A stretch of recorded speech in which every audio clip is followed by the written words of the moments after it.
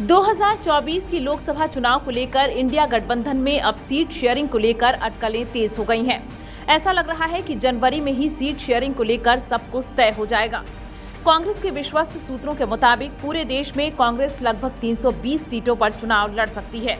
ऐसे में जब सीट की बात हो तो बिहार महत्वपूर्ण हो जाता है कि यहाँ महागठबंधन में कैसे सीटों का बंटवारा होगा। मुख्यमंत्री नीतीश कुमार, आरजेडी सुप्रीमो लालू प्रसाद यादव और कांग्रेस के साथ वाम दल को कितनी सीटें मिलेंगी। महागठबंधन एक साथ चुनाव लड़ता है तो किसे नुकसान या फायदा हो सकता है। आंकड़ों से पूरे गणित को समझें। सबसे पहले यह जान लें कि कांग्रेस जिन 9 राज्यों में सहयोगी दलों के साथ सीट बंटवारा करेगी, उनमें बिहार, दिल्ली, यूपी, झारखंड, बंगाल, महाराष्ट्र, केरल, तमिलनाडु और जम्मू कश्मीर शामिल है। सूत्रों के अनुसार बिहार की 40 सीटों में कांग्रेस 4 पर चुनाव लड़ सकती है, जबकि 2 सीट वाम दल को दिया जाएगा। बाकी बची 34 सीटों में 17 आरजेडी और 17 पर जेडीयू लड़ेगी। चलिए अब समझते हैं क्या कहता है पूरा गणित। 2019 के लोकसभा चुनाव में कांग्रेस और आरजेडी एक साथ थी, जबकि नीतीश कुमार बीजेपी के साथ एनडीए में शामिल थे।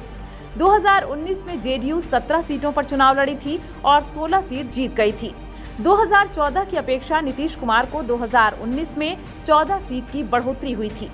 साथ ही 6.01% वोट की वृद्धि हुई थी। 2019 में जेडीयू को 21.81% वोट प्राप्त हुआ था, जबकि लालू प्रसाद यादव की पार्टी आरजेडी को एक भी सीट हासिल नहीं हुई थी। लेकिन 2014 के मुकाबले 2019 में काफी कम वोट प्रतिशत की गिरावट हुई थी। आरजेडी को 15.36% वोट प्राप्त हुए थे।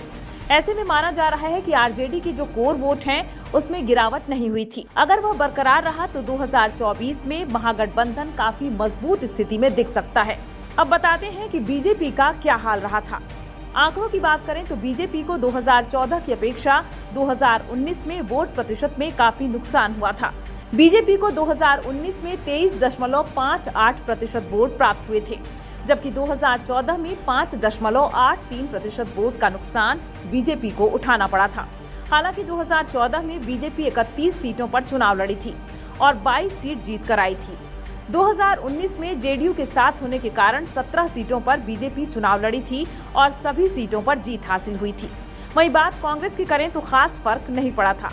2019 में कांग्रेस को मात्र 0.70% वोट का नुकसान उठाना पड़ा था।